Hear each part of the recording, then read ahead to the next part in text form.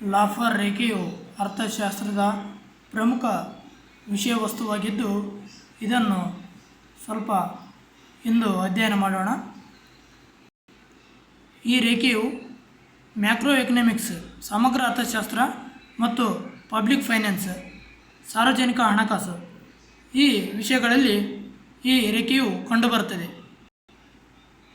ಇದನ್ನು ಪರಿಚಯಿಸಿದವರು Arthur laughter, ಅಮೆರಿಕದ ಅರ್ಥಶಾಸ್ತ್ರಜ್ಞರು. ಇವರು 1974ರ ಪೂರೈಕೆ ಭಾಗದ ಅರ್ಥಶಾಸ್ತ್ರಕ್ಕೆ ಸಂಬಂಧಿಸಿದ್ದಾರೆ. 1950-60ರ ವೇಳೆಯಲ್ಲಿ ಈ ರೇಖೆಯನ್ನು ಪ್ರಮುಖವಾಗಿ ಪರಿಚಯಿಸಿದರು. ಲಾಫರ್ ರೇಖೆಯ ಪರಿಕಲ್ಪನೆಯು ಏನು ತಿಳಿಸುತ್ತೆ ಅಂದರೆ, ತೆರಿಗೆ ದರ ಮತ್ತು ಸರ್ಕಾರದ ತೆರಿಗೆ ಆದಾಯ, ಟ್ಯಾಕ್ಸ್ ರೇಟ್ ಮತ್ತು ಟ್ಯಾಕ್ಸ್ ರೆವಿನ್ಯೂ ಇದರ ಬಗ್ಗೆ ಪ್ರಮುಖವಾಗಿ ಅರ್ಥಶಾಸ್ತ್ರದಲ್ಲಿ ಇವರು ತಿಳಿಸಲು ಪ್ರಯತ್ನಿಸಿದ್ದಾರೆ. ಇಲ್ಲಿ ಕಾಣುವಂತಹ ರೇಖಾಚಿತ್ರವು ಇದೇ ಲಾಫರ್ ಕರ್ವ್ ಆಗಿರುತ್ತದೆ.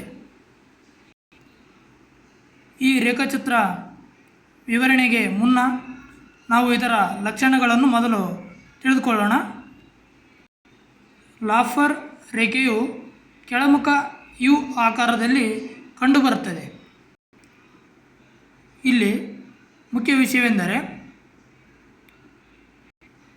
OX ಅಕ್ಷದ ಮೇಲೆ ತೆರಿಗೆ ದರ ಇರುತ್ತದೆ ಮತ್ತು OY ಅಕ್ಷದ ಮೇಲೆ ಒಟ್ಟು ತೆರಿಗೆ ಆದಾಯ ಇರುತ್ತದೆ.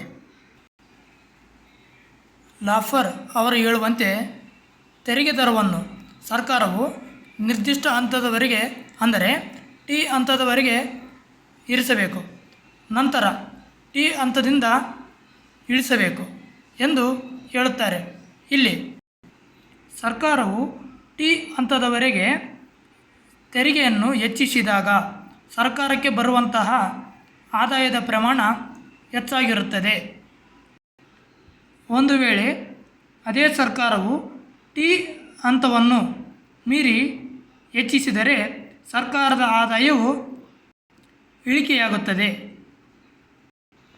ಅಂದರೆ ಜನರು ಮೊದಲು 10% ಟ್ಯಾಕ್ಸನ್ನು ಹಾಕಿದಾಗ, ಅಂದರೆ ಸರ್ಕಾರವು ಜನರ ಮೇಲೆ 10% ಟ್ಯಾಕ್ಸನ್ನು ಹಾಕಿದಾಗ ಅವರು ಕೊಂಡುಕೊಳ್ಳಲು ಇಷ್ಟಪಡುತ್ತಾರೆ. ಆಮೇಲೆ 15% ಹಾಕಿದಾಗಲೂ ಕೂಡ ಜನರು ವಸ್ತುಗಳನ್ನು ಕೊಂಡುಕೊಳ್ಳಲು ಮುಂದೆ ಬರುತ್ತಾರೆ. 50% ಹಾಕಿದರೂ ಕೂಡ ಅವರು ಖರೀದಿಸಲು ಮುಂದಾಗುತ್ತಾರೆ. ಆದರೆ 50ಕ್ಕಿಂತ ಹೆಚ್ಚು, ಅಂದರೆ T ಬಿಂದುವನ್ನು ದಾಟಿ ಹೆಚ್ಚು ಸರ್ಕಾರವು ತೆರಿಗೆಯನ್ನು ವಿಧಿಸಿದಾಗ ಅವರು ಈ ತೆರಿಗೆಯಿಂದ ತಪ್ಪಿಸಿಕೊಳ್ಳಲು ಪ್ರಯತ್ನಿಸುತ್ತಾರೆ ಅಥವಾ ತೆರಿಗೆ ಕಳವು, ಅಂದರೆ ತೆರಿಗೆ ವಂಚಕರಾಗುತ್ತಾರೆ. ಇದು ಸಮಾಜ ಬಾಹ್ಯ ಕೃತ್ಯವಾಗಿದೆ. ಆದ್ದರಿಂದ ಲಾಫರ್ ಅವರು ಹೇಳುವಂತೆ T ಬಿಂದುವಿಗೆ ಹೆಚ್ಚಿಸಿ T ಬಿಂದುವಿನಿಂದ ಕೆಳಗೆ, ಅಂದರೆ ತೆರಿಗೆಯನ್ನು ಇಳಿಸಿದಾಗ ಆಗ ಜನರು ಟ್ಯಾಕ್ಸನ್ನು, ಅಂದರೆ ತೆರಿಗೆಯನ್ನು ಕಟ್ಟಲು ಬರುತ್ತಾರೆ ಎಂದು ಹೇಳುತ್ತಾರೆ. ತೀವ್ರ ಬಿಂದು, ಅಂದರೆ ಎರಡು ತೀವ್ರ ಬಿಂದು, ಅಂದರೆ ಟ್ಯಾಕ್ಸ್ 0 ಬಿಂದು, ಟ್ಯಾಕ್ಸ್ 100% ಈ ಬಿಂದು. ಸರ್ಕಾರವು ತೆರಿಗೆ ದರ 0, ಅಂದರೆ 0%, ಅಂದರೆ ಯಾವುದೇ ತೆರಿಗೆ ದರ ಇರಲಿಲ್ಲ ಅಂತಂದರೆ ಸರ್ಕಾರದ ಆದಾಯವು ಶೂನ್ಯವಾಗಿರುತ್ತದೆ. ಮತ್ತು ಸರ್ಕಾರವು 100ಕ್ಕೆ 100ರಷ್ಟು ತೆರಿಗೆ ದರವನ್ನು ವಿಧಿಸಿದಾಗ ಜನರು ಕೆಲಸ ಮಾಡುವ ಪ್ರೇರಣೆಯನ್ನು ಕಳೆದುಕೊಳ್ಳುತ್ತಾರೆ. ಈಗಲೂ ಸರ್ಕಾರದ ಆದಾಯ ಶೂನ್ಯವಾಗಿರುತ್ತದೆ.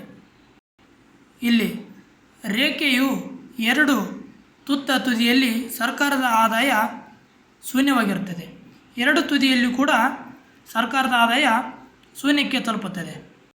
ಅಂದರೆ ಇಲ್ಲಿ ಸರ್ಕಾರವು ತೆರಿಗೆಯನ್ನು ಹೆಚ್ಚು ವಿಧಿಸಬಾರದು, ಅತಿ ಕಡಿಮೆಯೂ ವಿಧಿಸಬಾರದು ಎಂದು ಅರ್ಥವಾಗುತ್ತದೆ. ಯಾವಾಗಲೂ ತೆರಿಗೆಯು ಗರಿಷ್ಠ ಬಿಂದುವಿನಲ್ಲಿ ಇರಬೇಕು. ಅಥವಾ ಆದಾಯ ಬಿಂದುವಿನಲ್ಲಿ ಇರಬೇಕು. ರೇಖಾಚಿತ್ರದಲ್ಲಿ ಕಾಣುವಂತೆ ಟಿ ಬಿಂದು ಅಂದರೆ ಕೆಂಪು ಬಣ್ಣದಿಂದ ಗುರುತಿಸಲಾಗಿದೆ. ಟಿ ಬಿಂದು ಈ ಬಿಂದುವಿನಲ್ಲಿ ಇದ್ದಾಗ ಮಾತ್ರ ಜನರು ತೆರಿಗೆಯನ್ನು ಪಾವತಿಸಲು ಮುಂದಾಗುತ್ತಾರೆ. ಪ್ರಮುಖವಾಗಿ ನೆಟ್ ಎಕ್ಸಾಮ್ಗೆ ಈ ಸೂತ್ರದ ಮೂಲಕ ಕ್ವಶನ್ಗಳು ಬಂದರೆ ಬರಬಹುದು. T equals to small T into Y bracket T ಅಂದರೆ ಟಿ ಆದಾಯ, ಟಿ ತೆರಿಗೆ ದರ, ವೈ ತೆರಿಗೆ ಮೂಲ ಅಥವಾ ಆದಾಯ. ಈ ಸೂತ್ರವು ತೆರಿಗೆ ದರ ಟಿ ಹೆಚ್ಚಾದಾಗ ಆದಾಯದ ಮೂಲ ವೈ ಕುಸಿಯುತ್ತದೆ ಎಂಬುದನ್ನು ವಿವರಿಸುತ್ತದೆ. 2020ರಿಂದ 2025ರವರೆಗೆ ನೆಟ್ ಮತ್ತು ಕೆಸೆಟ್ ಎಕ್ಸಾಮ್ಗಳಿಗೆ ಕೇಳಿರುವಂತಹ ಪ್ರಮುಖ ಪ್ರಶ್ನೋತ್ತರಗಳು. ಲಾಫರ್ ರೇಖೆ ಯಾವ ಎರಡು ಚಲಕಗಳ ನಡುವಿನ ಸಂಬಂಧವನ್ನು ವಿವರಿಸುತ್ತದೆ? ಆಪ್ಷನ್ 1 ಹಣದುಬ್ಬರ ಮತ್ತು ನಿರುದ್ಯೋಗ ದರ, ತೆರಿಗೆ ದರ ಮತ್ತು ಸರ್ಕಾರದ ತೆರಿಗೆ ಆದಾಯ, ಆದಾಯ ಮತ್ತು ಬಳಕೆ ವೆಚ್ಚ, ಸಾರ್ವಜನಿಕ ವೆಚ್ಚ ಮತ್ತು ರಾಷ್ಟ್ರೀಯ ಆದಾಯ. ಸರಿಯಾದ ಉತ್ತರ ತೆರಿಗೆ ದರ ಮತ್ತು ಸರ್ಕಾರದ ತೆರಿಗೆ ಆದಾಯ. ಎರಡನೇ ಪ್ರಶ್ನೆ, ಸಪ್ಲೈ ಸೈಡ್ ಎಕನಾಮಿಕ್ಸ್ ಪ್ರಕಾರ ತೆರಿಗೆ ದರಗಳು ಅತಿಯಾಗಿ ಹೆಚ್ಚಾದಾಗ ಏನಾಗುತ್ತದೆ? ಆಪ್ಷನ್ 1 ಸರ್ಕಾರದ ಆದಾಯವು ಗರಿಷ್ಠ ಮಟ್ಟ ತಲುಪುತ್ತದೆ. ಆಪ್ಷನ್ 2 ಜನರು ಹೆಚ್ಚು ಕೆಲಸ ಮಾಡಲು ಪ್ರೇರೇಪಿಸುತ್ತಾರೆ. ಆಪ್ಷನ್ 3 ತೆರಿಗೆ ವಂಚನೆ ಹೆಚ್ಚಾಗಿ ಸರ್ಕಾರದ ಒಟ್ಟು ಆದಾಯ ಕುಸಿಯುತ್ತದೆ. ಹೂಡಿಕೆ ಪ್ರಮಾಣ ದುಪ್ಪಟ್ಟಾಗುತ್ತದೆ. ಆಪ್ಷನ್ 3 ತೆರಿಗೆ ವಂಚನೆ ಹೆಚ್ಚಾಗಿ ಸರ್ಕಾರದ ಒಟ್ಟು ಆದಾಯ ಕುಸಿಯುತ್ತದೆ.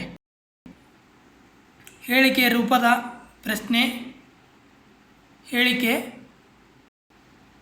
ಲಾಫರ್ ರೇಖೆಯು ತಲೆಕೆಳಗಾದ ಯು ಆಕಾರ ಹೊಂದಿರುತ್ತದೆ.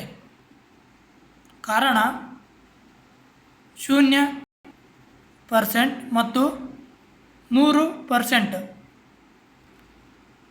ಈ ಎರಡು ಬಿಂದುಗಳಲ್ಲಿ ಸರ್ಕಾರದ ತೆರಿಗೆ ಆದಾಯವು ಶೂನ್ಯವಾಗಿರುತ್ತದೆ. ಲಾಫರ್ ರೇಖೆ ವಿಶ್ಲೇಷಣೆ ಯಾವ ಪಂಥಕ್ಕೆ ನಿಕಟವಾದ ಸಂಬಂಧವನ್ನು ಹೊಂದಿದೆ? ಇದನ್ನು ಕಮೆಂಟ್ ಸೆಕ್ಷನ್ನಲ್ಲಿ ಕಮೆಂಟ್ ಮಾಡಿ. ಧನ್ಯವಾದಗಳು.